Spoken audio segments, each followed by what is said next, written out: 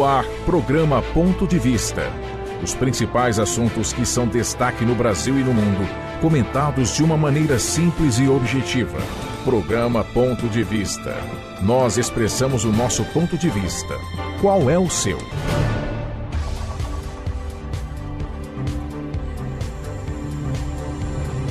Bom dia, bom dia, bom dia. Tá no ar o programa Ponto de Vista, sábado, dia 15 de fevereiro de 2020. Lembrando que hoje é Dia Nacional da Campanha de Vacinação contra o sarampo. Atenção, pais, mães e responsáveis, e você mesmo que também precisa tomar essa vacina. Adultos também precisam tomar, principalmente se você não tomou as doses. Só para começar aqui com essa informação, tá no ar o Ponto de Vista. Bom dia, Miguel. Bom dia, Paulo Henrique. Bom dia, Nascimento, bom dia, Paulo, bom dia a todos os ouvintes da Rede FM. Bom dia, Miguel, bom dia, Ricardo Nascimento, bom dia a todos os ouvintes.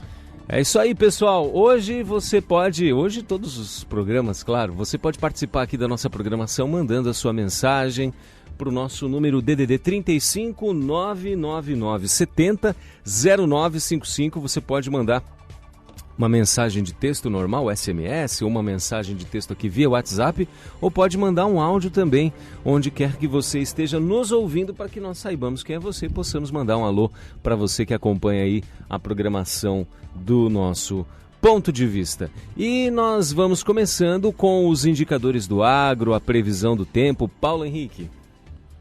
Vamos lá. Começando aqui com os indicadores econômicos. O dólar comercial fechou cotado a R$ 4,30. O euro fechou cotado a R$ 4,66. O índice Bovespa fechou ontem com 114.380,71 pontos. Arroba do boi gordo, R$ 181,00. Arroba da vaca gorda, R$ 162,50. A saca do milho, R$ 49,50, a saca da soja, R$ 78,50, a saca do feijão carioca, R$ 178,91, o quilo do suíno vivo, R$ 5,49, o quilo do frango vivo, R$ 3,50, a saca do café, R$ 530, o litro do leite, R$ 1,46, a saca do trigo, R$ 59,10. A saca do arroz, R$ 70,92. Vamos para a previsão do tempo. Hoje, a previsão do tempo é de chuvas com trovoadas, com possibilidade de chuva de 80%, umidade relativa do ar de 73% e temperatura máxima aí de 27 graus. Amanhã, domingo, chove também com possibilidade de 80%, umidade relativa do ar de 74% e também temperatura máximas de 27 graus. Na segunda-feira não é muito diferente, porém chove mais, a possibilidade de chuva é de 90%, umidade relativa do ar de 75%. Temperatura máximas de 27 graus. Muito bem, bom dia para Soninha Silva de Andrelândia e os destaques de hoje são: tiro sai pela culatra e cidadão convocado pelo PT revela que fez disparos em massa para Haddad. Perícia revela que voz que liberou entrada de Elcio de Queiroz em condomínio não é do porteiro que citou Bolsonaro. Governo Bolsonaro, os conservadores na Berlinda. Promotor suspenso por criticar o comunismo no Facebook. O investimento estrangeiro só virá quando a moeda for estável. Historicamente, não é o nosso caso. Defensoria pede proibição de operações policiais perto de escolas. Brasil ouviu Adriano pedir socorro aos gritos. Reportagem de Veja reforça a tese de queima de arquivo. Araújo diz que a Amazônia é utilizada para intimidar o Brasil. Ditadura comunista pode gerar milhões de mortes novamente. França reintroduz sigilosamente o crime de blasfêmia. E vamos começando, 8h05. O tiro sai pela culatra e o cidadão convocado pelo PT revela que fez disparos em massa, mas para Haddad. Na tarde de terça-feira, dia 11, está Deixa eu ver. Na tarde desta terça-feira, dia 11, aconteceu mais uma audiência da famosa CPI das fake news. O convidado da vez é Hans Heiver, do Rio Nascimento, ex-funcionário da Iacons, empresa de marketing digital investigada por fraudes na campanha eleitoral de 2018. No depoimento, Hans afirmou que em nenhum momento encontrou o nome do presidente Jair Bolsonaro vinculado às campanhas virtuais que a empresa realizou via aplicativos de mensagens. A agente da Iacons estava achando estranho porque ele, Bolsonaro, não estava fazendo campanha, declarou Hans.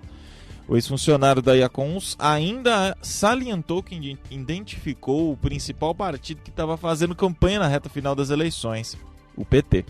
O fato causou um grande e visível nervosismo do deputado federal do PT, Rui Falcão, que estava interrogando o Hans.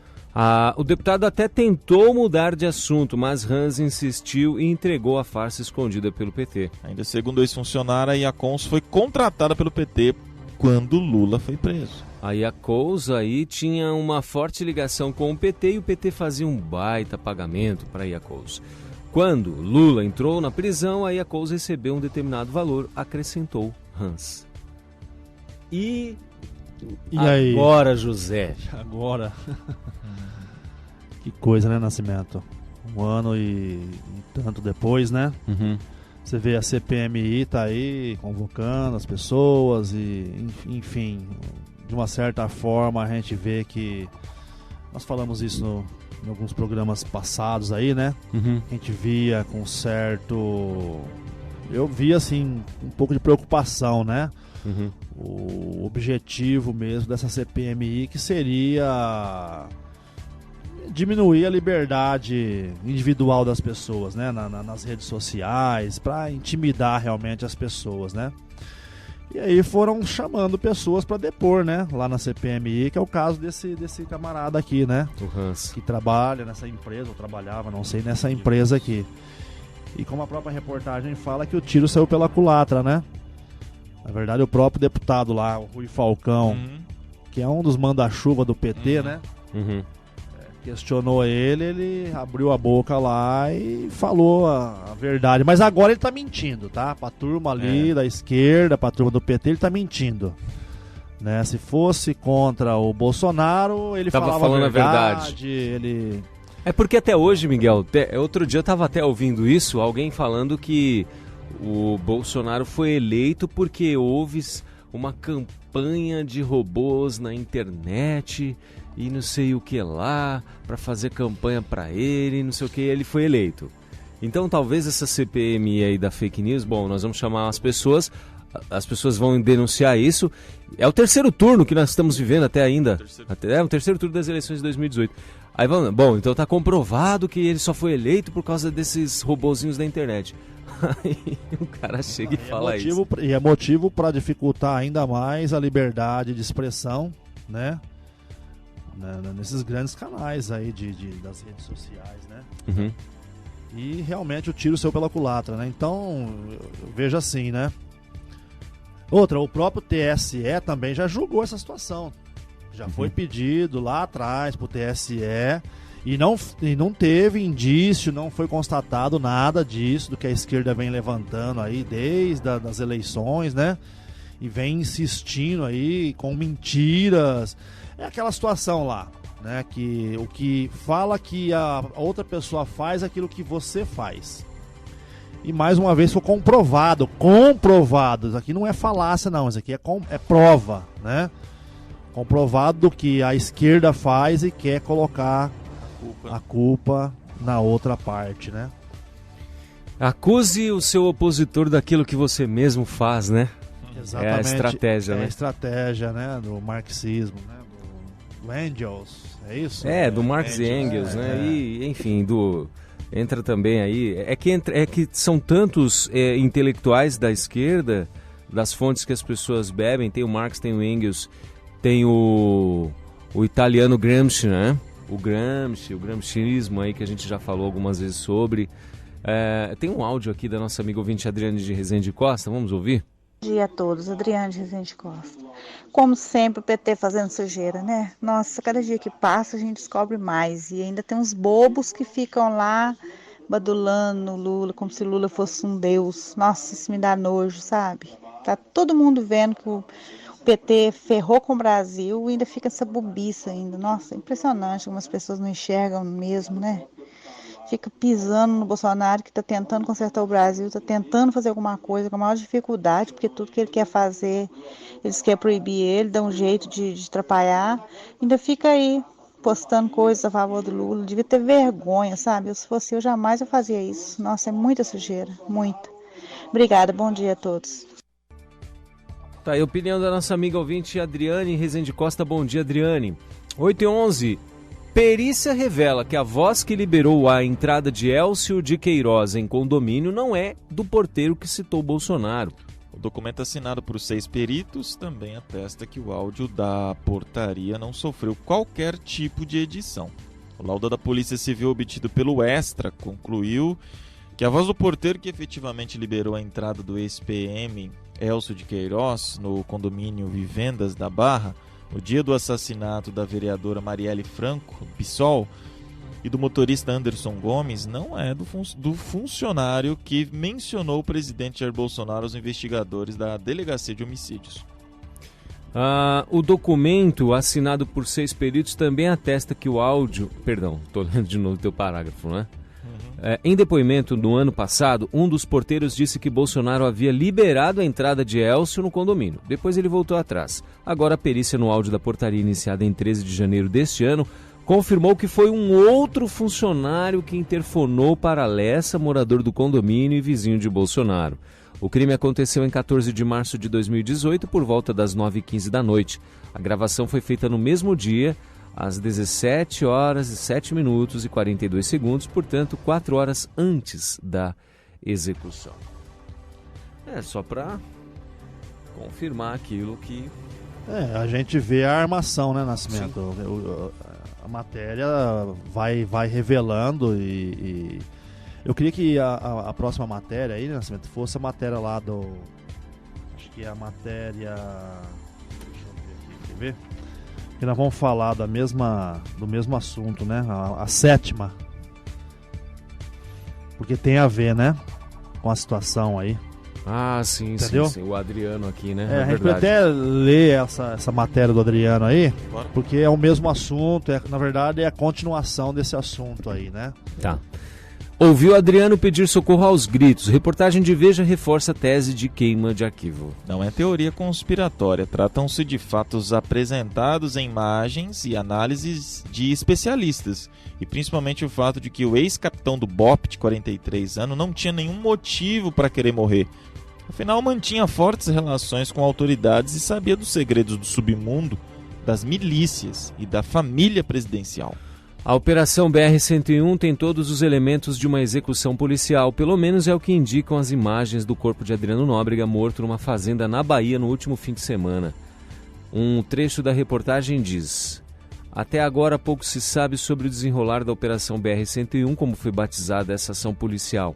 De acordo com a versão oficial, ao encontrar Adriano da Nóbrega, policiais tentaram uma rendição pacífica. O ex-capitão não aceitou, sacou uma pistola, se refugiou na sede do sítio onde ele estava escondido.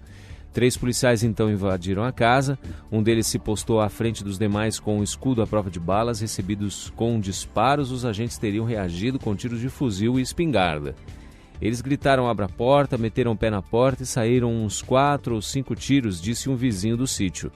Pedindo anonimato, ele contou ainda que um outro morador da região que passava em frente ao lugar ouviu Adriano pedir socorro aos gritos. Na quarta-feira, a revista Veja visitou a sede da propriedade, que ainda tinha uma grande mancha de sangue no chão da sala. Não há nenhum sinal de tiro na parede que fica atrás da poça de sangue. São 5 as marcas de bala no lugar, todas na direção de dentro para fora da casa. Uma delas vazou a janela, as outras atingiram o rodapé da porta e a parede, próximo ao chão.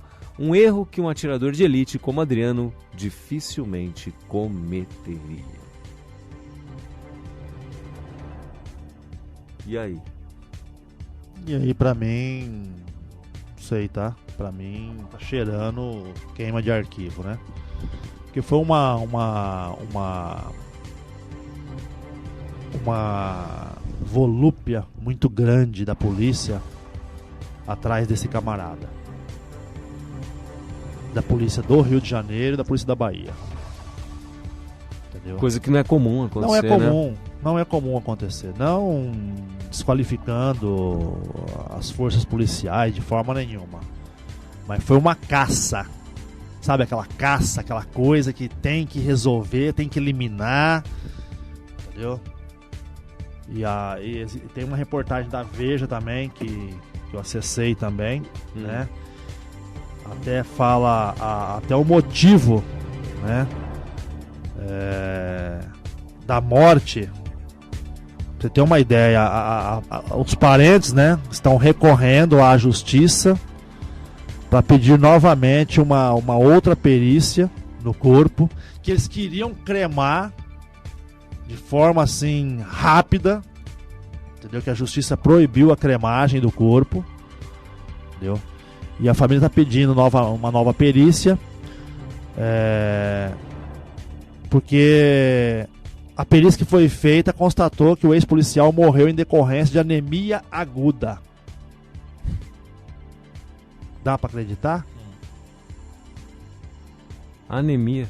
Anemia aguda. Então, quer dizer, é uma situação, eu vejo assim, uma situação grave, que envolve pessoas aí, logicamente, poderosas, né? Poderosas, entendeu? Que querem, de toda forma, envolver a família Bolsonaro nessa situação da milícia aí, na situação aí da Marielle. A gente já viu a mentira, a farsa, já desmascarada. Mataram a Marielle pra jogar a culpa no Bolsonaro, né? E de repente o Adriano sabia toda a trama. Sabe toda a trama. E não concordou. Exatamente. E fugiu. Bom, vamos matar ele porque ele vai abrir a boca. Exatamente. Vamos queimar esse arquivo, porque ele é um arquivo vivo aí que vai denunciar muita gente, muita coisa, muita podridão nessa situação toda aí. Entendeu? Eu vejo dessa forma aí. Outra reportagem fala isso, tá? Não é eu que tô falando, não. A reportagem fala isso. Tem uma reportagem na Veja que fala exatamente isso. Entendeu? Então, eu acho complicada a situação. Pesado, hein? Paulo Henrique, quer falar alguma coisa? Não? Então vamos voltar aqui na matéria 3. Governo Bolsonaro, os conservadores na Berlinda. Os 13 meses e meio de governo Bolsonaro são marcados por conquistas inegáveis nas áreas da segurança pública, da melhoria da infraestrutura nacional e na criação de condições para a retomada consistente do crescimento da economia. Os números destas áreas, que incluem desde os patamares históricos mínimos da taxa de juros até a redução verificada na criminalidade e na violência, somam-se ao sucesso da política externa. O governo Bolsonaro reposicionou o Brasil no cenário geopolítico internacional, onde deixamos de ser uma nação pária e um anão diplomático para tornarmos-nos um player respeitado pela sua diplomacia soberana. A mudança da embaixada do Brasil em Israel para Jerusalém, de algum modo, simboliza e sintetiza essa nova era da política externa brasileira. No entanto, esses sucessos visíveis que justificam todo o apoio que merece e precisa ser dado ao governo Bolsonaro não podem obliterar a nossa capacidade de perceber as dificuldades e problemas presentes. E o principal problema do governo, ao nosso ver, reside no permanente enfraquecimento de sua ala conservadora e o consequente fortalecimento do setor tecnocrático pragmático.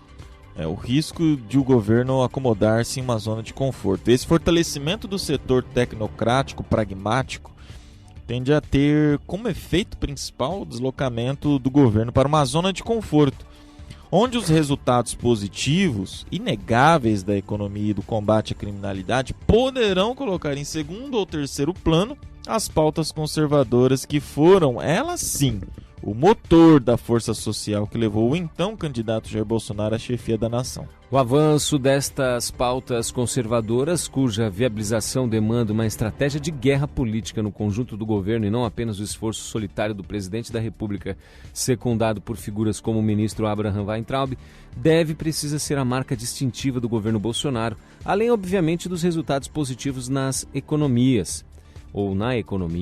Mas o que observamos em meses recentes é que estas pautas têm ficado secundarizadas.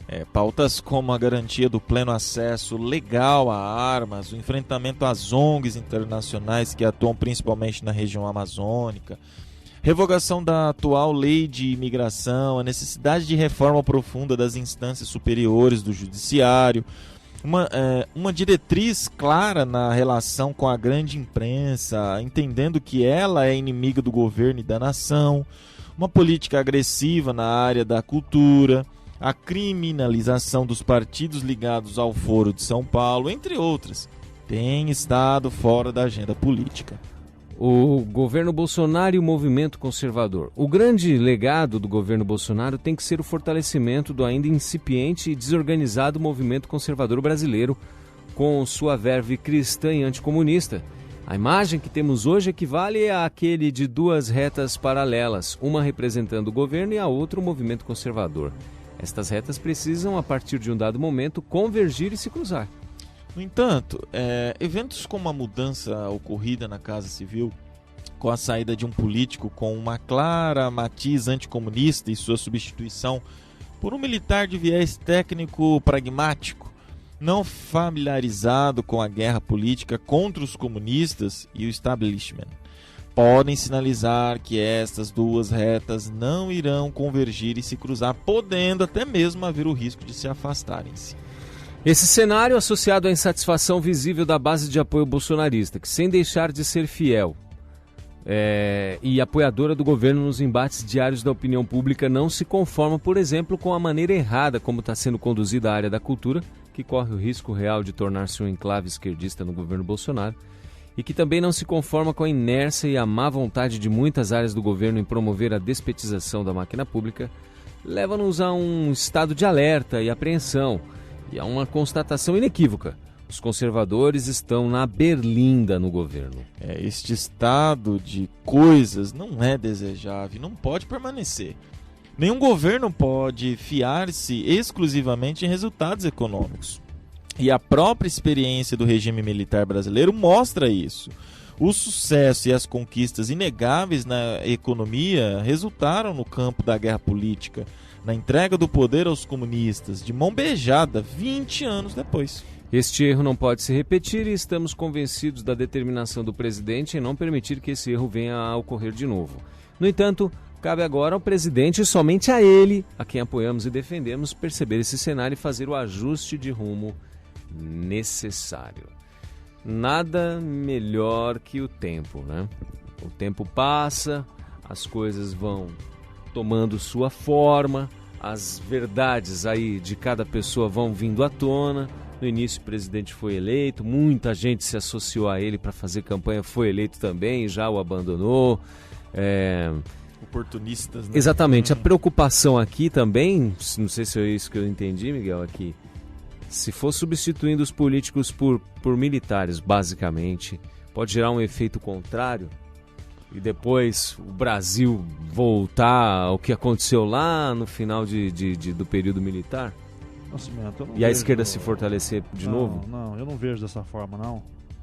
Eu estou até buscando a matéria aqui, né, na internet, no site do Crítica Nacional. Tá aqui por Paulo Enéas, né? Várias situações que ele comentou aí, que ele fala na matéria aí, Nascimento, na verdade não dá para concordar, né? Ele fala aqui, né? Ele fala aqui das pautas, mas o que observamos em meses recentes é que essas pautas não têm ficado secundarizadas.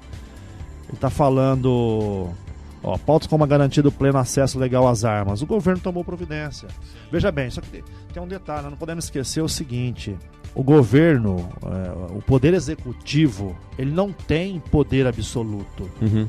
Nenhum poder dos três poderes é absoluto. Tá entendendo? Então veja bem, o governo está fazendo aquilo que é possível se fazer, entendeu? Sem apelar pro artigo 142 da Constituição, que seria intervenção militar, entendeu? O fechamento do Congresso e enfim, não é por aí, entendeu? O governo nem pode pensar, né, nessa situação aí. O que eu tô vendo aqui, ele coloca assim, ó, pautas como a garantia do pleno acesso legal à arma. Pleno acesso, o que seria o pleno acesso? Não pode ser também de qualquer jeito. Entendeu? Hoje você tem, né, a posse de arma liberada, vamos assim dizer. O porte tem que ser restrito mesmo, né? Agora a posse já liberou no meio rural, a pessoa pode portar a arma em todo o perímetro da sua propriedade, o que já diminuiu drasticamente os roubos no meio rural e vai diminuir ainda mais, né? Uhum.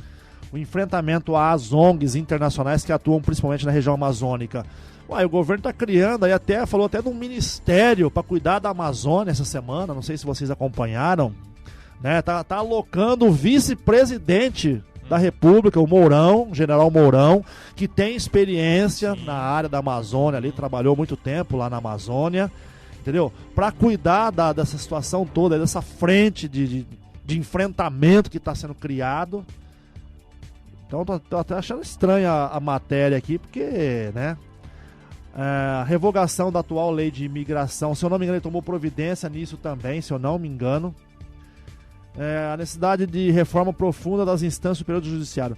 Eu quero dizer que não vai se fazer tudo em um ano de governo. Eu acredito que nem em 4. Nem em 4, talvez nem em 8, talvez nem em 12. Você não conserta outra. Aí fala aqui, né? Uma diretriz clara na relação com a grande imprensa, que eu acho que o governo está realmente errando, dele não ter aí um pronunciamento semanal, nacional, em cadeia nacional, né, de rádio e TV, simultaneamente, entendeu? Para o grande público que não tem acesso, muitas vezes, ainda às redes sociais, né? Porque tem muita gente que assiste Rede Globo ainda, Jornal Nacional, e acha que o que está sendo falado ali é 100% verdade, né? Entendendo que ela é inimiga do governo da nação, é verdade. Uma política agressiva na área da cultura, agressiva na área da cultura, que é mais agressividade do que ele colocar a Regina Duarte na Secretaria de Cultura. Agressividade no bom sentido, tô falando. De responder a expectativa da população, de quem realmente votou nele, das pessoas, né, que esperam do governo, né? Eu acho que ele está atacando todas as frentes aqui. A criminalização dos partidos ligados ao Foro de São Paulo. Isso não depende dele. Talvez isso não vá ser nem possível. Não, né? Não depende dele. Como é que vai simplesmente vai criminalizar? Nós não estamos num país totalitário, num país que o governo fechou o Congresso, fechou o Supremo Tribunal Federal e ele vai dar as cartas sozinho. Não é assim que funciona. Uhum. Né? Então, aí fala também da despetização, né, da máquina pública. Você não faz isso do dia pra noite. As pessoas são concursadas, a maioria delas são concursadas. Você não pode simplesmente exonerar uma pessoa por uma situação ideológica, partidária. Não, e é muito subjetivo também. Como é que você vai saber, né? Muito. Não dá nem pra comentar. Vai fazer um questionário pra pessoa responder, a pessoa vai sacar a pegada e vai mentir tudo. Mas enfim. Eu acho que a gente tem que ter o bom senso, né? Não pode ser nem para um lado nem para o outro. Nós temos que ser isento. O governo tem feito um papel importantíssimo, tem procurado se comunicar com as pessoas ali, com clareza, com simplicidade. Na saída do palácio lá, todo dia tem lá, né, a comunicação ali com a sociedade, com os canais. O problema é a deturpação que ele fala. Às vezes ele não quer falar com os repórteres, por quê? Porque chega lá, na hora de editar, os caras editam e falam, interpretam da forma que eles querem. Entendeu? Então é uma situação complicada. Por isso que eu tô falando que tinha que insistir numa comunicação ao vivo, em cadeia nacional, que não tem como você editar. Pronto, acabou. Leva lá os ministros que ele quer levar no dia lá, entendeu? Mas toda semana tem uma comunicação ao vivo para toda a rede de comunicação. Pronto, resolveria esse problema aí. Mas eu vejo que tudo que ele tá de uma certa forma criticando aqui e fala de uma conversão aí, de uma convergência, né, do conservadorismo com o governo. Na verdade, isso aí está acontecendo, gente. Nós não vamos mudar o estrago que foi feito nos últimos 50 anos, praticamente, em um ano. Não vai mudar. Ou a gente acredita, ou a gente não acredita. É dessa forma. Miguel, lembrando aqui, né, que caminhamos bem, né? Eu tô até dando uma olhada aqui agora, vendo também uma reportagem que eu vi essa semana acerca da Damares, né? Damares tem feito um trabalho espetacular. E assim, dentro também ali de uma linha conservadora também, na questão dos costumes, na questão da defesa da família, defesa da mulher, sem aquela ideologia feminista, né? Tem também aí o trabalho do Abraham Weintraub, né? Também fazendo um trabalho bacana. Então, assim, um ano você tá querendo cobrar também demais também, se você falar certas situações, né? O ministro da Educação, né, na verdade, ele pegou o ministério mais difícil. Mais complicado. Eu vejo que é talvez um dos mais difíceis, né? E outra, as pessoas... Por que o governo está batendo na questão da economia? Economia e segurança. Porque é a parte mais sensível que a população percebe. É onde se tem mais percepção. Primeiro, né? É a tem primeira, que fazer isso aí primeiro. É a inflação sob controle, é o crescimento econômico, é emprego. Depois, é salário, outras coisas, renda, né? E tal, é segurança, é a sensação de segurança. Depois, né? Vamos supor, a mídia não fala que caiu 20%. Não fala não. A criminalidade de um modo geral, inclusive as mortes, o ano passado, reduziu quase 20%. Não é pouco, gente. Não é pouco. Não é o suficiente, mas não é pouco. Mas só que a mídia não fala. Pelo contrário, a dificuldade que o governo tem, que o Sérgio Moro está tendo, com o Congresso Nacional, com partidos aí, com pessoas que dificultam o combate da corrupção, da criminalidade. Dificultam mesmo. Até parece que tem um conchavo. Né? Esvaziaram quase todo o pacote do ministro Moro lá, né? Nós vamos para o primeiro intervalo, 8h32, voltamos já. Nosso número para você mandar sua mensagem é 35 99970 0955. Rede FM.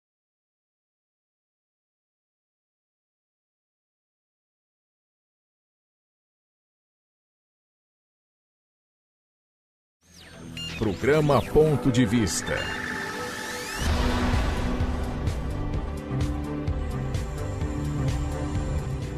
Bom dia na rede 8h38, lembrando aos ouvintes que hoje é dia da vacinação contra o sarampo. Hoje é campanha nacional, tá? Dia D da vacinação contra o sarampo para pessoas de 5 a 19 anos acontece hoje.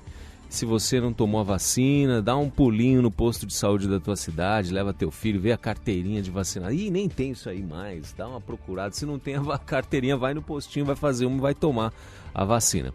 Mas continuando aqui com os assuntos do ponto de vista. Promotor suspenso por criticar comunismo no Facebook.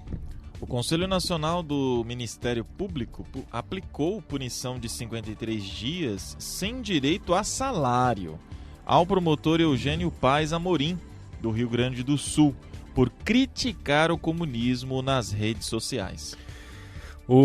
Por 9 votos a 2, os conselheiros puniram o promotor supostamente por manifestação ofensiva e incentivadora do ódio e da intolerância em publicações feitas na internet em março de 2018. O julgamento do processo administrativo ocorreu em Brasília na última terça-feira, aplicando a punição pelo promotor criticar o Partido Socialismo e Liberdade, incitar a proibição do comunismo e questionar o envolvimento da ex-vereadora Marielle Franco com o narcotráfico. O corregedor Orlando Rochadel Moreira afirma que Amorim se manifestou de maneira ofensiva e incentivou o ódio e a intolerância. Apesar de a decisão ofender claramente a liberdade de expressão, Antônio Augusto Brandão de Aras, presidente do CNMP, afirmou que o tema não estava em jogo. Usando a estratégia de suposta defesa das minorias, o presidente do conselho criticou o comportamento do procurador. Então tá aí. Que coisa, gente. Me chamou atenção essa matéria aí, viu, Nascimento? É um promotor sendo suspenso por criticar o comunismo no Facebook. Pois é. Não pode?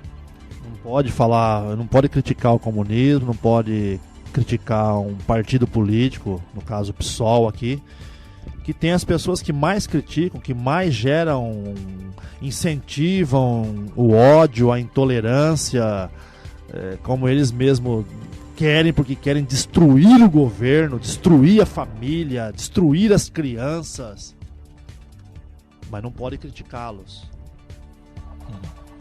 Em nome da defesa aí das minorias. Que minoria? Que minorias são essas? É uma situação perigosa, né? Aqui o presidente do CNMP, do Conselho Nacional, é o Aras, tá? É o Augusto Aras. É o Procurador-Geral da República. Antônio Augusto Brandão é isso de Aras. que me chama a atenção e que me traz uma certa preocupação, entendeu? Uma certa preocupação. Você não poder fazer uma crítica. Não, e detalhe aqui é o seguinte. Dão importância para aquilo que se posta nas redes sociais apenas quando vai contra os seus... Exatamente. Suas ideias, porque o que essa galera posta nas redes sociais é impressionante. Eles dizem assim que o Bolsonaro tem que morrer, tem que matar o Bolsonaro, que não sei o que. Lembra lá do dia que ele sofreu o ataque? O Ciro Gomes, candidato a presidente na última eleição, falou que queria dar um tiro na testa do Bolsonaro, Mas ele é liberdade de expressão, né? Então, mas aí não tá incitando ódio, não tá incitando a intolerância. Pois é. E o que no caso aí Agora, será que é porque ele é um procurador? Aí o Conselho Nacional tem que tomar essa providência dessa forma? Punir ele, tal? Não sei, entendeu?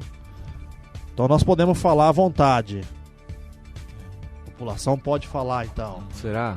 Será que nós aqui da rádio Depende. podemos falar à vontade? que temos imunidade para poder falar? A favor de quem você vai falar? Será que a gente pode falar o que a gente Por isso quer? a gente não fala, entendeu? A gente fala com bastante cautela, com bastante prudência, entendeu? Porque é uma situação delicada. É a situação lá da CPMI das fake news. Que vai redundar nisso daqui tudo. Na verdade, o que vai acontecer daqui pra frente vai ser isso. O objetivo daquela CPMI lá na verdade, é acabar com a liberdade de expressão. E a gente sabe que a esquerda é doida pra isso daí. A Dilma tentou, através de uma MP lá atrás, fazer isso daí. Aí o Congresso cassou a MP, entendeu? Derrubou a MP. Mas ela já tentou, por medida provisória, de forma sumária, de forma realmente ali impositiva. Isso ninguém fala. Engraçado que isso aí ninguém fala, ninguém cita mais. E tem coisa... E tá de novo no Congresso, tá, Nascimento? Tá de novo no Congresso.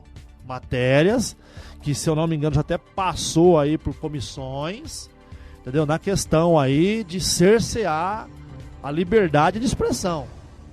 Que na verdade, a gente sabe, realmente calar a boca mesmo da sociedade. Tudo isso, gente, é por quê? Porque as redes sociais hoje, você não tem como brecá-las. Entendeu? Você pode manipular um canal de televisão, vai lá, manipula através do seu editorial, manipula uma matéria, uma notícia, mas a rede social não. Ainda não. Se bem que estão aí caçando gente nas redes sociais, estão derrubando sites, derrubando perfis nas redes sociais, entendeu? Ainda tem condição de se comunicar de alguma forma, entendeu? Mas o que eles querem é justamente isso. Por quê? Porque esta foi a estratégia usada pelo governo atual, pelo Bolsonaro. De que forma que nós nos comunicamos? Quem apoiou o presidente Bolsonaro? Através das redes sociais. Sim, então eles querem porque querem acabar com essa liberdade de expressão. É esse o objetivo daquela CPMI. Aí quando eu vejo um promotor né? Augusto Sendo Aras. punido, um procurador sendo punido pelo Conselho Nacional do Ministério Público, porque ele criticou o comunismo, me traz uma grande preocupação. Muita preocupação. E tem uma mensagem aqui do nosso amigo ouvinte Tiago. Boa tarde, né? Bom dia, né? Meu nome é Tiago, sou de São Sebastião, ouço o programa todos os sábados. Temos que combater essa esquerda que está infiltrada no nosso país. Um abraço a todos, em especial para o Paulo. Gosto dos seus comentários, embora ele tá aparecendo pouco. O ouvinte Thiago tá falando, você tem que comentar mais, viu, Paulo Henrique? Tá bom. Comente mais aí. Aqui, Um abraço, Thiago. Falei pra ele, se ele não viesse hoje era gancho. Olha. Gente, eu moro em área rural, chuva, você sabe como é que é, né? Ultimamente a chuva tá maravilhosa. Vamos lá, 8h46. O investimento estrangeiro só virá quando a moeda for estável, que historicamente não é o caso do Brasil.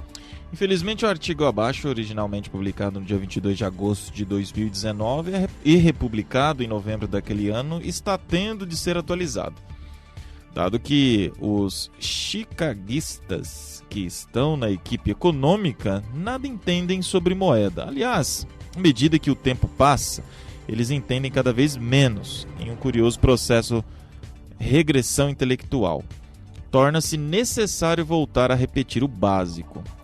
O dinheiro representa a metade de toda e qualquer transação econômica.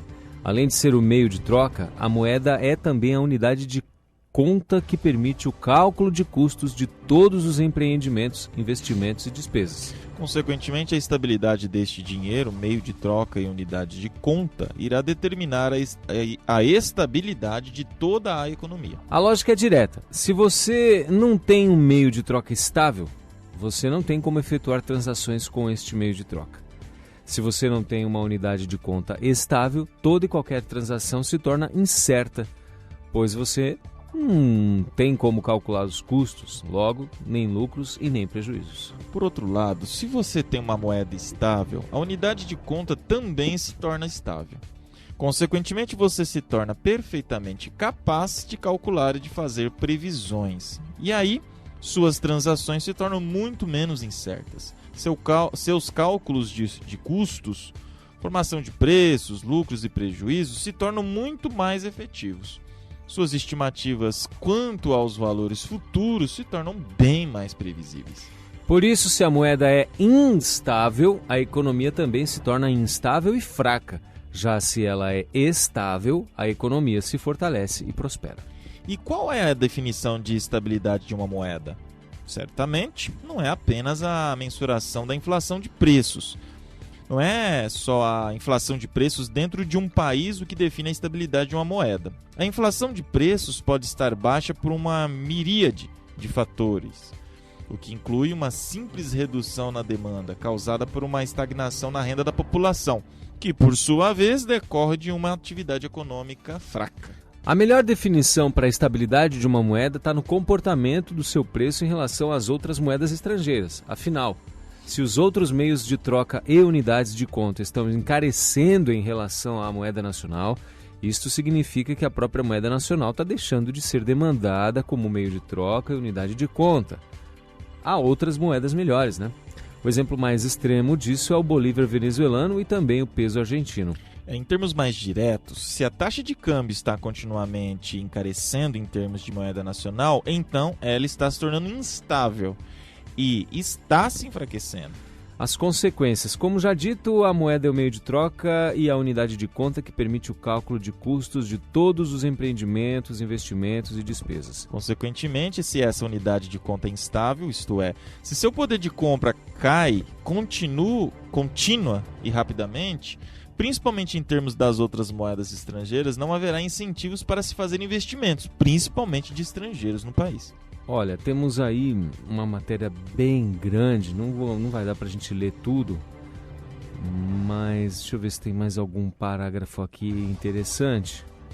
Lá no final diz o seguinte: uma moeda instável desestimula investimentos produtivos e, consequentemente, age contra o crescimento econômico.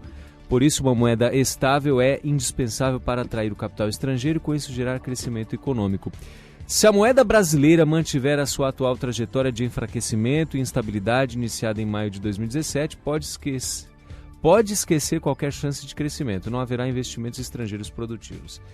Miguel, para ajudar o nosso ouvinte a entender como é que faz para estabilizar a nossa moeda, como é que faz? Eu vi aí o site do Mises, né? É. Quem que é o Editor da matéria. Deixa eu confirmar aqui quem foi que escreveu. matéria aí, porque veja bem, eu não sou economista, tá? Trabalhei no sistema financeiro há muito tempo, né? A formação é contábil e administração, né? Então, mas se tiver algum economista nos ouvindo aí e quiser também expressar a sua opinião, eu vou expressar a minha. Thiago aqui. Fonseca. O que ele é? Graduado em administração pela FGV-SP e é empreendedor no ramo de eletroeletrônicos. Então é por isso que ele está falando esse monte de coisa aí que não bate, né? Não existe uma lógica coerente, tá? A moeda forte, né? Aí o título fala assim na matéria: o investimento estrangeiro só virá quando a moeda for estável. Historicamente não é o nosso caso. Mas não é isso daí que vai atrair investimento estrangeiro. Entendeu? Não é a moeda forte. É uma economia forte. É o inverso. A moeda só vai ser forte se a economia for forte. Só que veja bem, para a economia ser forte, é o país ser forte. Em todos os aspectos. Aí eu vejo um Bacen, por exemplo, um Banco Central independente, que não pode ser mais manipulado pelo governo, vamos supor. Você pega os Estados Unidos, por exemplo, lá o Banco Central lá é independente. Tanto que o Trump lá, uns tempos atrás, aí quebrou o pau com o presidente do Banco Central lá. E não tem jeito, meu querido. Não tem jeito. O Banco Central existe um mandato, entendeu? Existe um mandato, existe uma postura, existe um objetivo, entendeu? E sendo cumprido aquele objetivo, ninguém arranca o presidente. Não é igual aqui no Brasil. E tá aí na pauta do Congresso para esse primeiro semestre votar, né, a independência do Banco Central nossa também. Entendeu? Economia forte, como eu falei. Aí entra a parte de produção, entra a diversificação da economia. O Brasil tem uma boa diversificação. Entendeu? Enfim, a exportação, por exemplo. Aí você fala hoje, em termos de moeda, meu querido, moeda forte, o dólar, o euro, o ien, a libra. 3 ou 4 moedas hoje aí, as mais usuais, vamos assim dizer, mas hoje o dólar ainda, né? O dólar ainda comanda, né, a moeda usada internacionalmente, principalmente na pauta aí de importação, exportação, enfim. Agora, qual que é a segurança que a moeda passa para as pessoas? Existe um banco central que garante aquele valor. Existe um governo que garante aquele valor. Imagina se todo mundo que tivesse dólar na mão exigisse o valor. Não tem, porque na verdade nem o dólar tem laço hoje, porque antigamente existia o padrão ouro. Eu já falei isso aqui em programas anteriores. Existiu o padrão ouro. O que significa o padrão ouro? Existiria lá nos Estados Unidos, lá guardado, lá no Banco Central, sei lá eu na onde, na casa X lá, o ouro correspondente a toda a emissão de moeda do dólar, por exemplo, dólar americano. Então, teria o lastro. Tem um dinheiro que está circulando aí nas ruas. Exatamente. O governo tem como comprovar aquilo em ouro. Isso, tem como garantir aquela circulação daquele papel, moeda, daquele valor. Tá lá. Mas hoje não existe mais isso. Eu creio que não existe nenhum país hoje mais usando o padrão ouro. Eu creio, tá? Eu acho que não tem nenhum país mais usando o padrão ouro. De lastro, como lastro, eu tô falando. Então veja bem, agora, a economia americana que sustenta o dólar. A economia forte, aí vem o governo, a gestão, vem as leis, a segurança jurídica que tem o país, é uma inflação sob controle, é uma série de fatores que geram uma moeda, que dá confiança para a moeda, e não o inverso. Não a moeda gera tudo isso. Não tem como. Porque o lastro hoje não é o ouro como era no passado. O lastro da moeda é justamente o quê? Um Banco Central independente, uma economia forte, um governo forte que traz estabilidade, que traz segurança, que traz confiança. São as leis do país, a Constituição do país, o cumprimento das leis no país, a segurança jurídica para contratos. Isso vai trazer investidor. Isso traz investidor. Qual um dos problemas maiores que o Brasil tem é justamente a insegurança jurídica. Por exemplo, na área trabalhista, por exemplo. A gente cansou de falar aqui no passado do Citibank, um dos maiores bancos do mundo, que fechou a operação de varejo no Brasil. Por exemplo, por causa da situação trabalhista. Por quê? Porque mais de 90% de todas as reclamações trabalhistas do mundo eram no Brasil, do Citibank. E a operação era de 1%. O Brasil representava só 1% da operação dele no mundo. Porém, representava mais de 90% das reclamações trabalhistas. Isso sim espanta, afugenta investidor. Então me desculpa, o camarada aqui tá falando, me desculpa, não tem muito sentido não, entendeu? Então, o que traz investimento é uma série de fatores. E a moeda só vai ser forte se essa série de fatores tiver coordenada, tiver corroborando com tudo isso, né? Então, é meio, sei lá, eu acho que ele inverteu aí a ordem dos fatores. Ordem dos fatores aí. Quer comentar alguma coisa, Paulo? Não. Você tem que comentar. O Thiago, lá de São Sebastião, falou que você tá falando um pouco. Economizando. Tá economizando? Tá. Então tudo bem, nós vamos pro intervalo e voltamos já. Rede FM.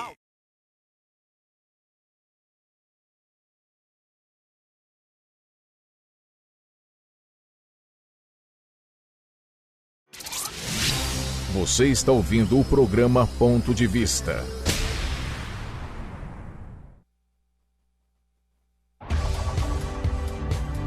Estamos de volta no Ponto de Vista. Bom dia para o Wagner, da Fazenda Barro Preto de Andrelândia. Wagner, bom dia, obrigado pela audiência. Quem estiver ouvindo aí o programa, quiser que a gente mande um alô, quiser comentar, perguntar, falar alguma coisa, DDD 35 99970 0955 3599970 0955. Agora nós vamos entrar num assunto aqui interessantíssimo.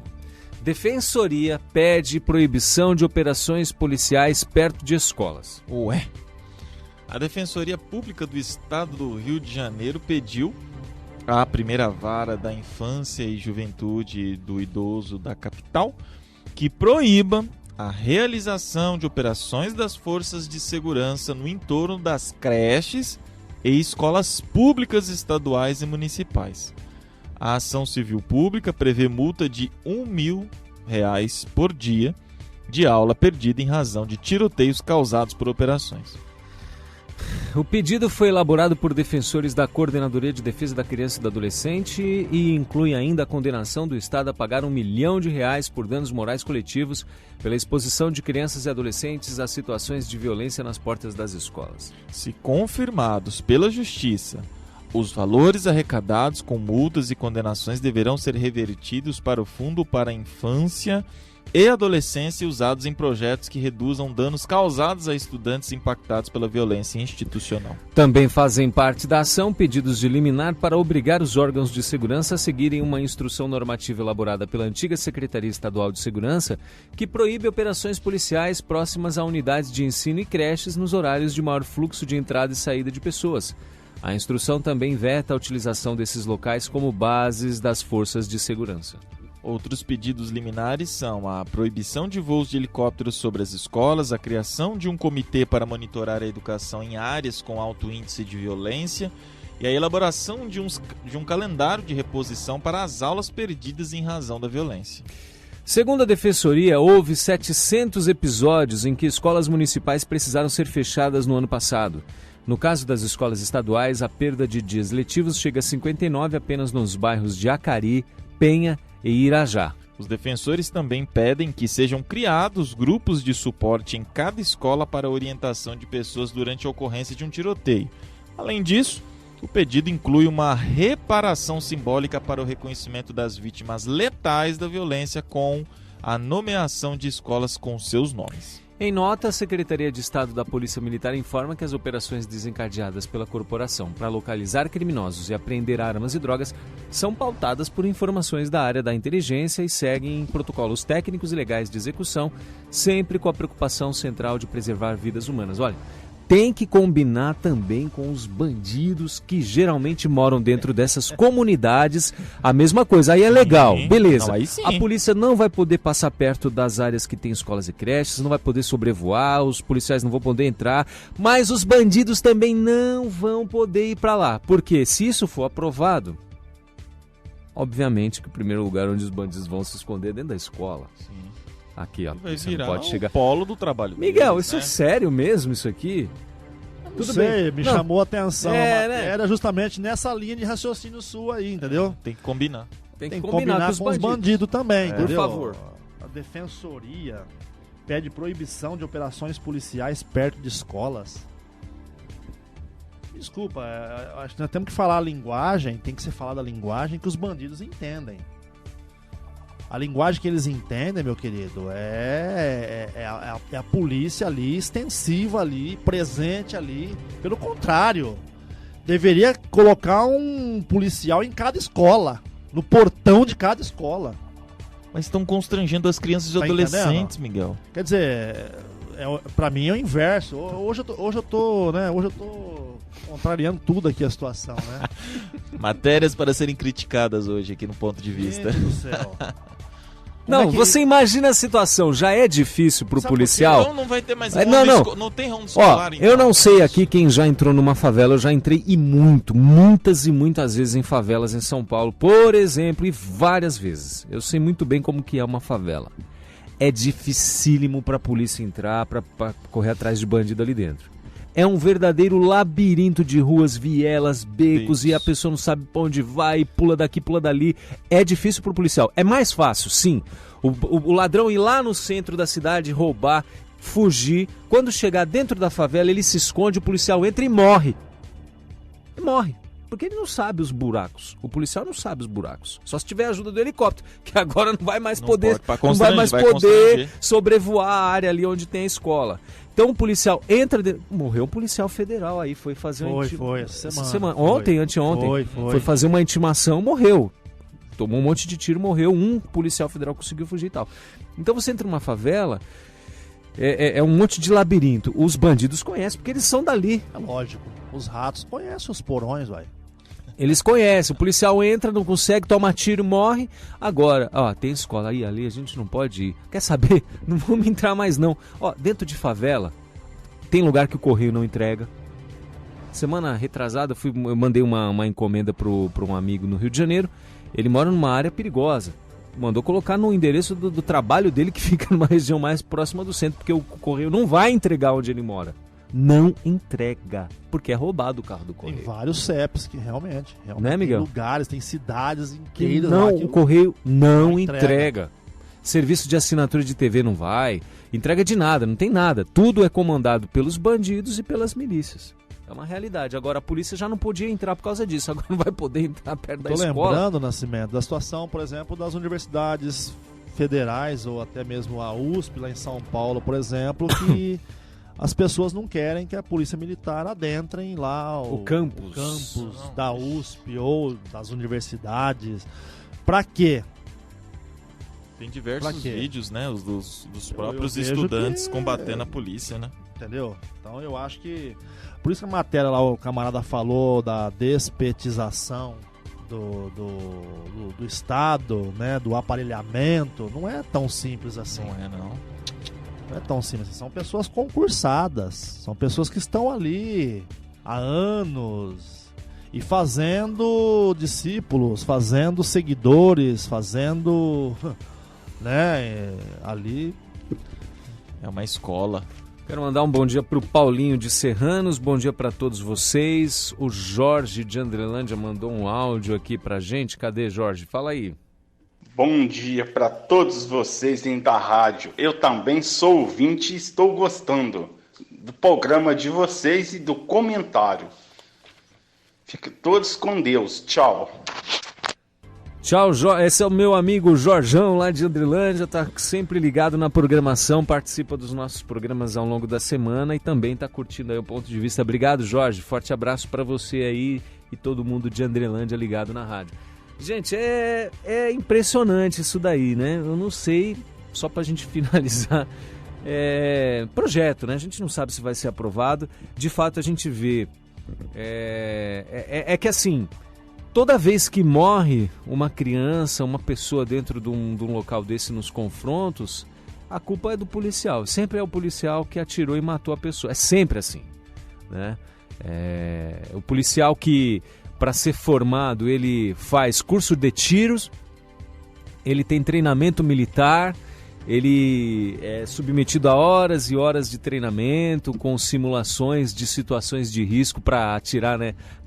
Aquele famoso levanta a cara do bandido, levanta a cara da pessoa, né? Nos filmes a gente vê muito isso, para ver se vai atirar ou não. Ele é treinado sobre isso e tal, e entra dentro desse ninho de rato aí para pegar o bandido e morre, mas a culpa de quando está em uma... Pode ser que sim, que algumas vezes as balas perdidas saiam das armas das polícias, claro que pode ser, não estou sendo doido de dizer que não, mas na grande maioria das vezes quem que está lá dentro atirando com fuzis e tudo mais são os bandidos. Espero que isso não passe e que a gente sonha realmente que a polícia tenha seu papel reconhecido, né, e tenha liberdade de trabalhar para combater a criminalidade, que nem o Miguel estava falando.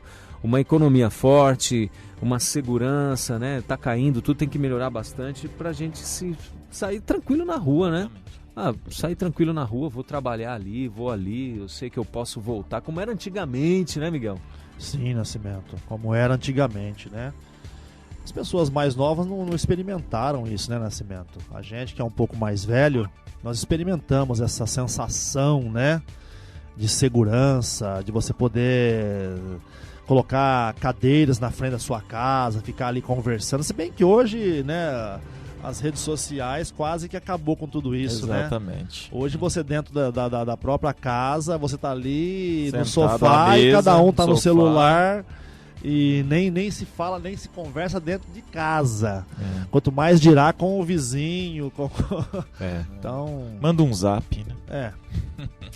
Deixa eu colocar um áudio aqui do nosso amigo Paulo de Minduri, rapidinho. Bom dia, aqui é o Paulo aqui de Minduri. Tô mandando essa mensagem para dizer que eu tô ouvindo aí o programa Ponto de Vista. Todo sábado aí eu tô ligado, ouvindo, gosto muito. E gosto também da fala do nosso amigo aí, o Miguel. Interpreta muito bem. Parabéns. Obrigado, seu Paulo. Miguel, aí, ó.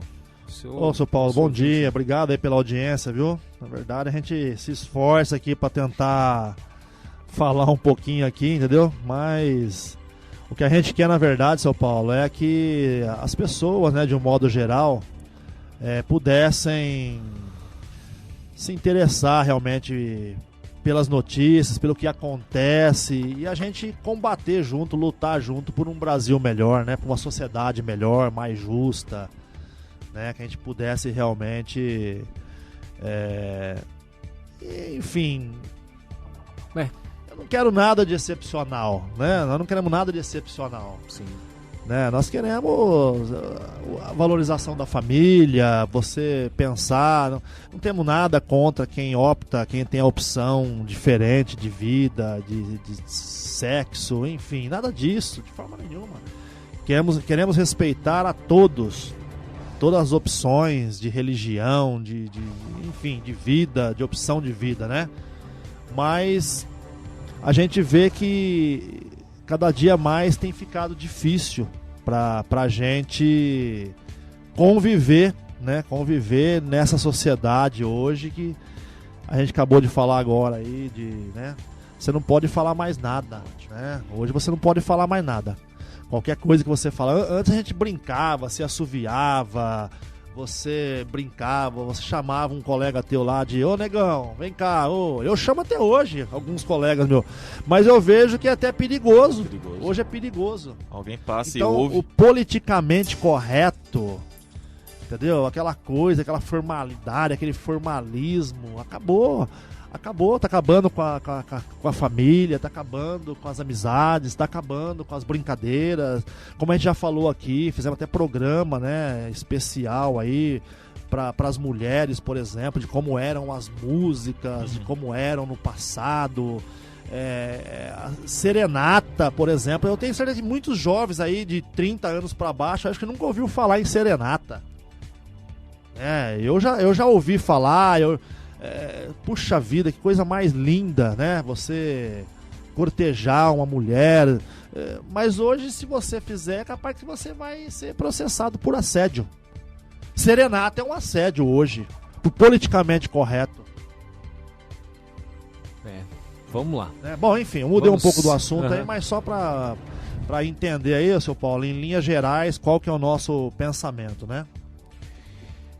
O ministro Araújo diz que a Amazônia é utilizada para intimidar o Brasil. O que certas forças quiseram era nos intimidar usando carta ambiental, destacou Araújo. O ministro das Relações Exteriores, Ernesto Araújo, afirmou, na quarta-feira, que a Amazônia é utilizada por forças estrangeiras para intimidar o governo do Brasil. Em entrevista ao site Terça Livre, o chanceler brasileiro comentou sobre a pressão internacional durante a temporada de queimadas do ano passado. Ele disse: foi um momento importante de afirmação do nosso programa. O que certas forças quiseram era nos intimidar usando carta ambiental. O Brasil está dando certo, precisamos atacar de alguma forma, vamos usar a carta ambiental. O último refúgio do marxismo na defensiva, acrescentou o chanceler, simulando um diálogo de um estrangeiro. Araújo ainda acrescenta que o establishment mundial está na defensiva, em meio ao fortalecimento de governo alinhados à direita. Não esperavam essa onda. É a recuperação de coisas muito profundas que estavam sendo negadas ao ser humano, explicou o ministro Ernesto Araújo. Coisa que a gente, na época, comentou bastante também, né, Miguel? Sobre esse assunto, a gente viu a situação das queimadas na época, a gente falou.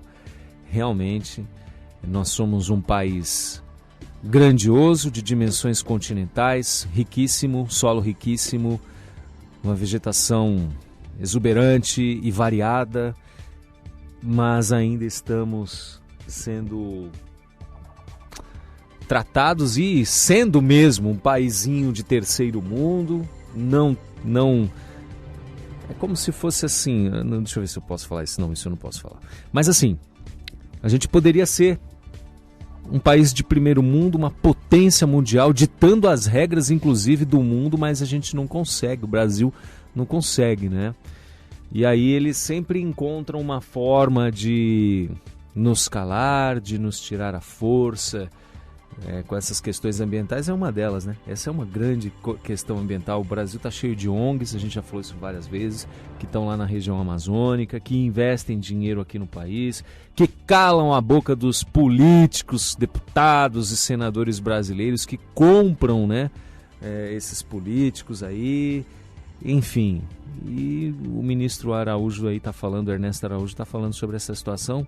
Com certeza a matéria deve ter sido a entrevista bem maior do que isso aqui é apenas um pinçado aí de frases que ele falou durante a entrevista com o pessoal do Terça Livre. Mas a gente está indo nessa daí, né? Será que um dia nós vamos ter essa soberania nacional mesmo que a gente precisa, Miguel? Será? Nascimento, o caminhar aí, né? Pelo caminhar da carruagem, que nem diz o ditado aí, eu não sei não, viu? Você vê não pode se falar mais nada hoje, né? Você vê a fala do Paulo Guedes aí essa semana aí, pra prestigiar o turismo brasileiro, né? Você vê. E é verdade, Nascimento. Entendeu? As pessoas vão lá viajar, tá bom, tudo bem, tem liberdade pra viajar, pra fazer qualquer coisa. Né? Mas às vezes as pessoas, eu quero conhecer lá tal lugar, a praia tal. Meu querido, o Brasil tem a maior extensão territorial, acho que de praia do mundo. Os Estados Unidos tem Atlântico e Pacífico, só que lá tem muito frio, lá tem muita... Enfim, não tem a riqueza de praia que nós temos, de um clima tropical que nós temos, de praias lindas, maravilhosas, entendeu? Então, e cidades e históricas, e museus, e isso. O Brasil é de uma riqueza impressionante, Nascimento. É que nós mesmo, brasileiros, a gente mesmo não dá valor Não valoriza, do que nós exatamente. temos. É isso que o Paulo Guedes quis dizer, por exemplo, e não foi compreendido, não foi patriotismo. mal interpretado. Né? Não tem o patriotismo, exatamente. Não valoriza o que tem. Entendeu? O próprio Bolsonaro falou que nós podemos ter aqui uma... Como é que chama aquelas ilhas famosas? Caribe? Um Caribe no Brasil aqui, tranquilamente. Poderíamos. E Temos as pessoas vão pro Caribe pra falar que foi pro Caribe. Entendeu? Nós temos praias maravilhosas no Brasil, que no isso? Nordeste brasileiro, né? Que isso, eu conheço várias praias do Nordeste. É algo espetacular. Algo espetacular. Não fica devendo em nada, né? Nada. Aí o Nada. Paulo Guedes falou aqui, ó, vai passear ali em Foz do Iguaçu, no Nordeste. Pô, quem conhece? A nossa... Eu conheço Foz do Iguaçu, as cataratas ali, a coisa Nossa, mais é lindo. linda. É lindo demais. Coisa mais linda. Entendeu? Quer dizer, e outros lugares aí, né? Pro nosso próprio estado aqui de Minas Gerais, que tem tantos lugares maravilhosos querido. para se conhecer, que você... Eu acho que se você tirasse um ano de férias, você não conheceria Consegue tudo. tudo, Certa feita eu fui fazer cobertura numa cidade chamada Pedra Dourada, onde teve um encontro de prefeitos e vereadores aí no ano passado. O caminho para aquele lugar, simplesmente maravilhoso. Você vai chegando ali na região, onde tem a famosa pedra que leva o nome da cidade, que é a Pedra Dourada. Meu amigo, é coisa de outro planeta. O local ali, onde fizeram um parque no centro da cidade, tem um hotel que foi feito. É coisa linda de se ver, de se conhecer. Mas é o brasileiro ser patriota. Pois né? Valorizar o que tem, o patrimônio que tem, entendeu? Sim. Aí você falou aí no começo da reportagem, né? Comentário seu da riqueza, nós já falamos aqui, a riqueza que o Brasil tem. O Brasil é um país rico, milionário, bilionário, trilionário de riquezas ambientais, de minérios e tudo mais, e não querem deixar a gente explorar. Né? Os grandões do mundo aí não querem deixar a gente explorar. Por quê? Porque eles querem guardar para eles. E aí inventaram as ONGs. E aí inventaram a proteção do índio. Entendeu? E aí veio aquele monte de reservas indígenas, milhões e milhões e milhões de hectares, justamente sobre as maiores reservas de minérios, de ouro, de nióbio, as melhores diamante, terras. Entendeu? Quer dizer, é muito estranho. É muito estranho. E hoje o Bolsonaro é culpado pelo incêndio da Amazônia, que quer explorar a Amazônia, quer desmatar a Amazônia, que está acabando com a Amazônia, que acabou com a Amazônia. É tudo mentira, tudo falácia. É tudo mentira e ficou provado. Teve um incêndio lá na Austrália, quase que devastou a Austrália. E outra, mesma situação do Brasil, tá? Muitos dos incêndios lá foram criminosos. Sim. Criminosos. Mas só que a mídia não deu a ênfase que deu no Brasil. Por exemplo, lá morreu não sei quantas pessoas. Entendeu? Quer dizer, no Brasil, pelo que eu sei, não morreu ninguém. Fala-se de 500 milhões de animais também, da fauna. Lá Foi terrível. Impressionante, né? Então, quer dizer, o que está em jogo aí pra mim são interesses econômicos. Eu já falei, são produtores rurais lá da Europa, talvez de outros países até, né? Mas principalmente da Europa, que a gente sabe que eles são subsidiados e não têm condições de competir com os produtos brasileiros. Então eles querem, porque querem criminalizar o produtor rural brasileiro. É isso que eles querem. E uma forma legal de fazer isso daí é falar sobre o meio ambiente, a devastação do meio ambiente, as queimadas, isso, aquilo, entendeu? Infelizmente, né, muita gente no Brasil corrobora com isso, né? Infelizmente, né? Até muitos órgãos públicos corroboram com isso, né? Olha, o senhor Luiz Pérez aqui, ó, mandou uma mensagem dizendo: bom dia, amigos, eu sou do tempo das noites de calor, vovô e vovó, os netinhos brincando até as 10, 11 horas da noite, sem serem assaltados, não tinha briga. Vai fazer isso nos dias de hoje? Bom programa, Pérez. Olha, dependendo da cidade ainda dá para fazer, mas nas grandes cidades hoje é inviável, impensável, improvável isso aqui, né? Viver isso. E uma outra pergunta que a gente pode responder no final, se quisermos. O Thiago perguntou aqui: eu gostaria de saber por onde anda a Janaína Pascoal, amiga da Dilma. Para não sair do tema do programa, se quiser me respondam no final do programa. Ela continua combatendo contra a esquerda? Pergunta do Thiago, que participou agora há pouco, que falou que o Paulo Henrique está falando muito pouco no programa. Paulo, acho que é uma boa oportunidade para você pesquisar aí, depois se der tempo a gente responde. Amiga da Dilma ou inimiga? Acho talvez que ele tenha escrito errado, né? Escreveu errado, né, Paulo? Né, Tiago, né? Tiago. São... É porque, na verdade, a Janaína Pascoal foi uma das que mais combateu, né? A Dilma e ali lutou pelo impeachment, né? Foi pelo impeachment da Dilma, né? Então, acho que ele deve ter colocado amiga, mas é inimiga, né? É. Bom, mas ela é deputada estadual, né? Deputada estadual por São Paulo, tá? E fazendo um ótimo trabalho, entendeu? E ela não é omissa, não, entendeu? Batalhadora. Eu lamento, Nascimento, ela não ter concorrido para deputada federal. E ganharia com tranquilidade, creio eu, tá?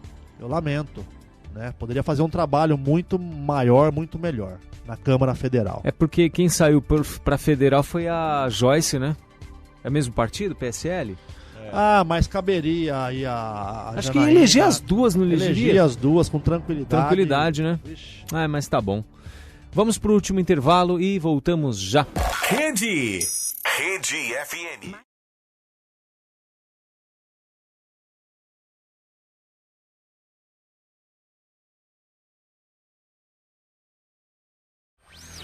Programa Ponto de Vista.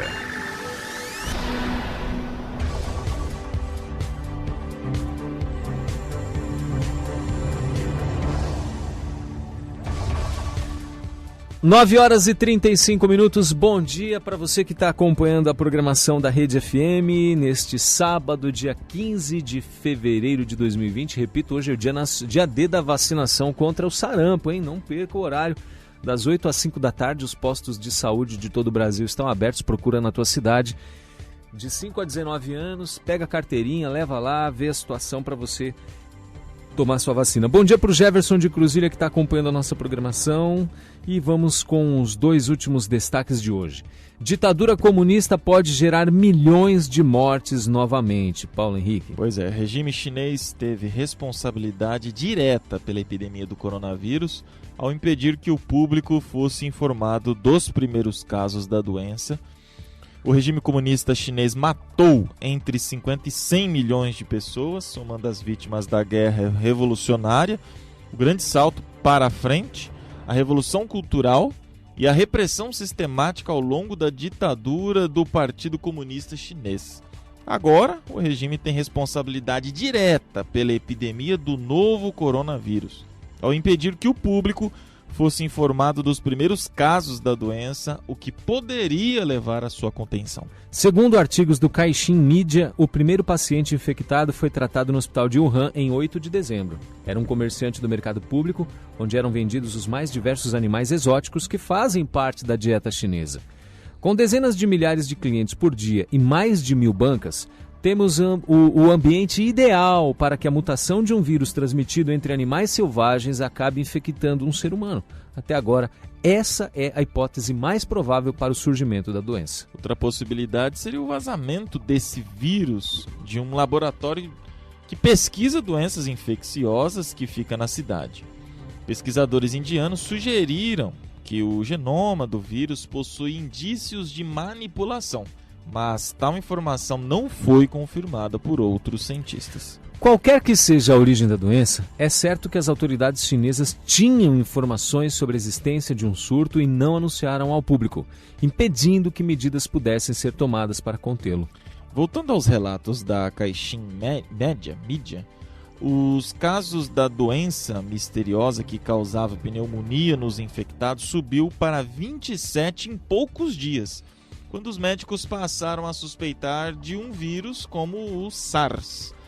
O Centro de Controle de Doenças chinês teria passado a operar incansavelmente para identificar o novo patogênico, além de criar testes para poder identificar novos casos. Tudo isso foi feito até o final de dezembro. Oficialmente, o genoma do vírus foi sequenciado apenas em 12 de janeiro. O caso do médico Li Wenliang confirma que havia conhecimento de um surto. Em 30 de dezembro, ele viu o resultado positivo de um teste de SARS feito para um paciente que estava no seu hospital em Wuhan. Ele escreveu num grupo de médicos no WeChat, que é o WhatsApp chinês, sobre o teste positivo de 7 pacientes para SARS, sugerindo que não havia confirmação sobre ser SARS ou um outro tipo de coronavírus. Na mesma conversa, ele sugeriu que os amigos e seus familiares tomassem medidas protetivas. Prints da conversa vazaram para as mídias sociais. Ou seja, as autoridades sabiam que havia uma epidemia de SARS ou de um novo vírus parecido, em 30 de dezembro ou até mesmo antes. Ao invés de tomar as providências para evitar a epidemia, as autoridades locais resolveram ameaçar Li e outros médicos que alertavam sobre a doença.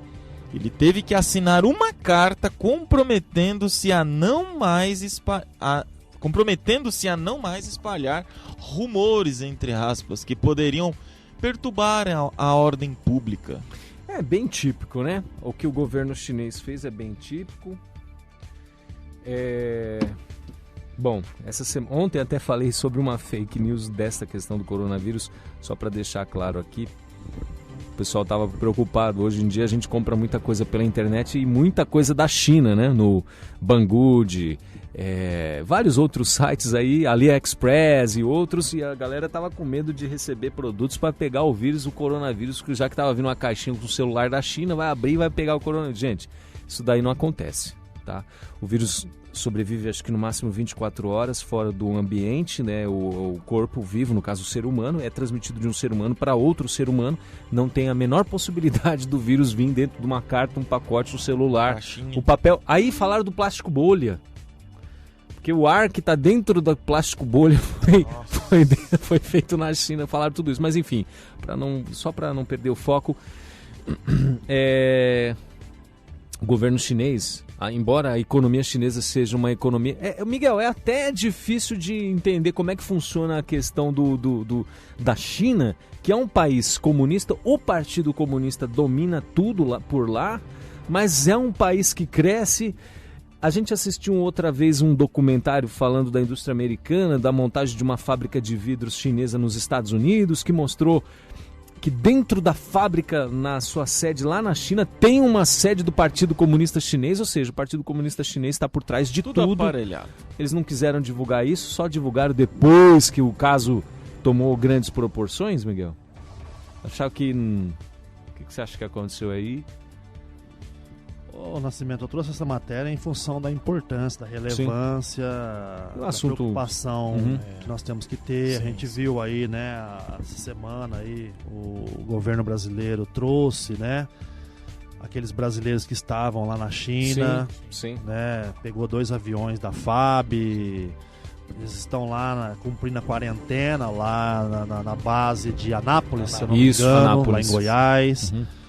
Enfim, é uma situação que ainda está todo mundo ainda querendo saber o que é verdade, o que não é. A preocupação maior aí, Nascimento, é a dimensão dessa situação, se está havendo algum abafamento.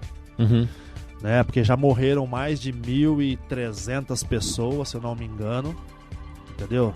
Ali na China e algumas pessoas em outros países. Entendeu? Então a gente tem que tomar um cuidado muito grande, né? Pra gente também não alarmar uma situação, fazer causar um caos aí desnecessário, mas também não podemos, né? Eu sei que o governo tá atento, o Ministério da Saúde, os estados aí estão preparados, né? Até que o governo anunciou aí uma situação de nível de emergência aí, enfim, justamente para poder, né, até foi mandada uma lei para o Congresso, já foi até aprovada, se eu não me engano, né, para que o governo tenha condições de tomar atitudes mais rápidas em questão de licitações, em questões de atendimento, enfim. o Brasil está preparado nesse aspecto aí. Não temos nenhum caso ainda confirmado, né? Tinha algumas pessoas aí, mas estão sendo eliminadas dia após dia, né? Porque é o tempo da quarentena e de observação, vamos assim dizer, né? Dessas pessoas. São 4 casos no Brasil que estão sendo investigados. Mas aí eram 13 ou então, 16, hoje foi são caindo, 4. foi sendo, né? Conforme o tempo, aí porque tem o tempo, né? Não sei se é de incubação do vírus, sei lá para ele se manifestar, alguma coisa assim, tá? Então eu vejo assim, a gente tem que tomar um cuidado muito grande, entendeu? A matéria traz uma situação, né, e denuncia uma situação grave, que pode, né, ter realmente acontecido por parte do governo chinês, de não alardear a situação, e a situação já era, digamos assim, digamos que já tinha ali que tomar providências mais enérgicas logo no começo para poder talvez evitar uma situação maior aí de contaminação, sei lá e não foi tomado. É isso que a matéria tá falando. A matéria está falando isso. Entendeu? Então temos que estar atento a tudo isso aí, porque é uma situação complicada, né, Nascimento? Tem envolvido muita gente. Sim. E não sabemos o que...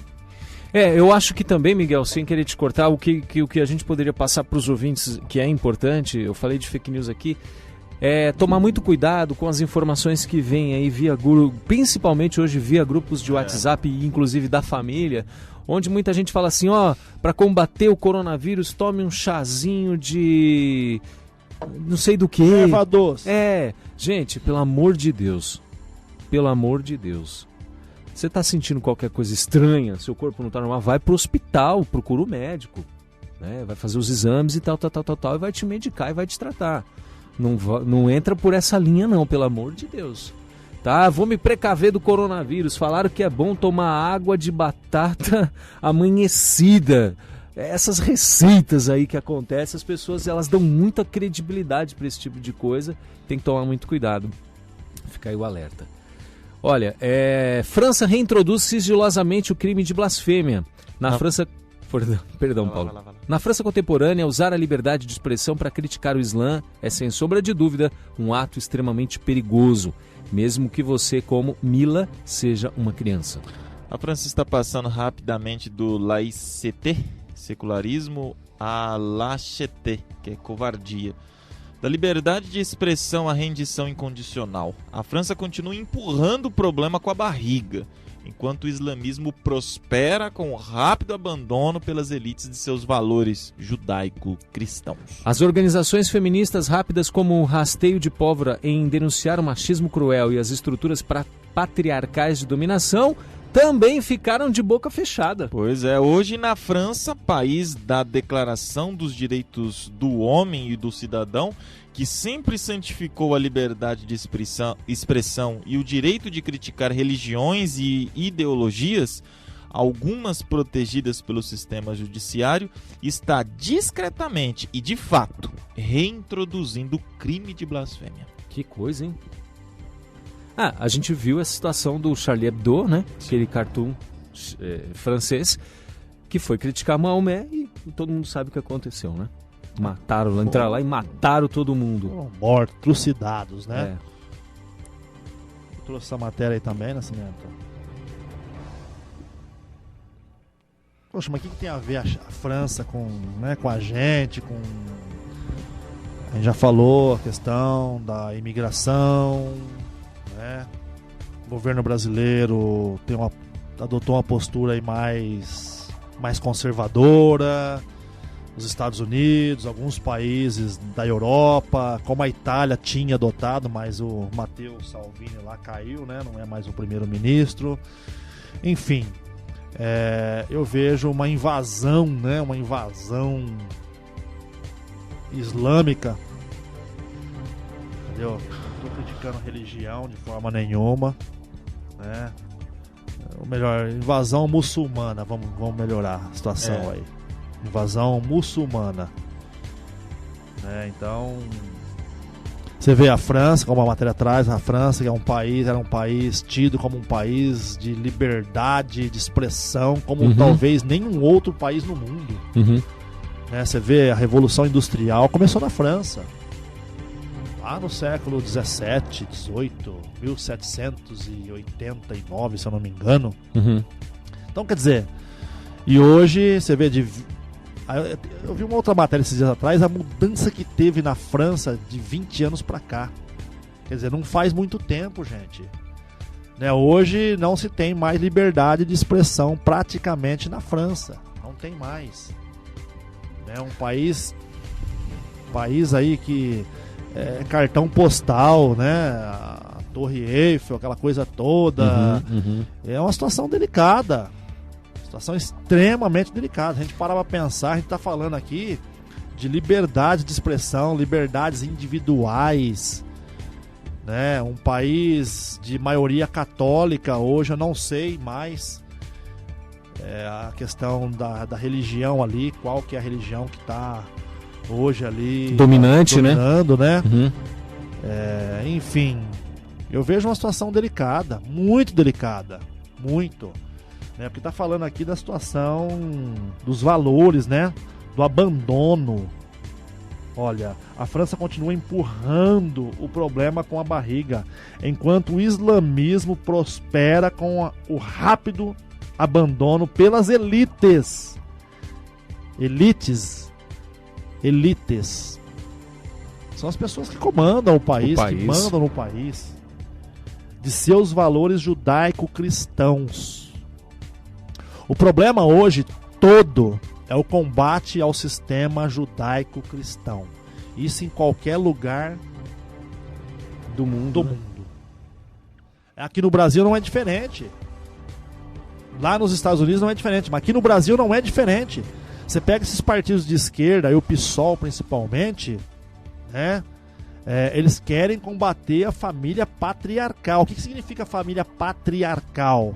É justamente os valores judaico-cristãos. Homem, mulher, filhos, né? Valores de família, de respeito. Você pode ver, você não pode falar em respeito hoje mais, né? Não pode. Eu vi essa semana aí um professor, não sei na onde, ele foi envenenado por alunos, não sei na onde. Eu vi essa matéria aí ontem, hoje, alguma coisa assim. Então veja bem, o que está sendo passado para as nossas crianças hoje em dia? O que eles querem passar? Por que eles estão investindo tanto nas crianças, essa esquerda, com essa situação de ideologia de gênero, essa porcariada toda aí? Né? Eles querem acabar com a família patriarcal. Eles querem acabar com os valores, com os costumes judaico-cristão, com a educação, com a postura, entendeu? Com o respeito. Pode ver. Por isso essas pessoas são contra a polícia militar, são contra o exército. Por quê? Por que são contra, por exemplo, as escolas cívico-militares, por exemplo? Alguns estados não aceitaram as escolas. Por quê? Nosso tempo acabou, Miguel. Fica a pergunta aí, né? Pra todos pensarem e responder pra si mesmos. Tá bom? Então tá bom, Nascimento. Um abraço aí pra você, pro Paulo. Obrigado pela presença de vocês, né? Obrigado a todos os ouvintes. Uma boa semana a todos. Que Deus abençoe a todos. Um abraço a todos os ouvintes. Até o próximo programa, se Deus quiser. É isso aí. Um bom final de semana para você. Fiquem com Deus e até mais.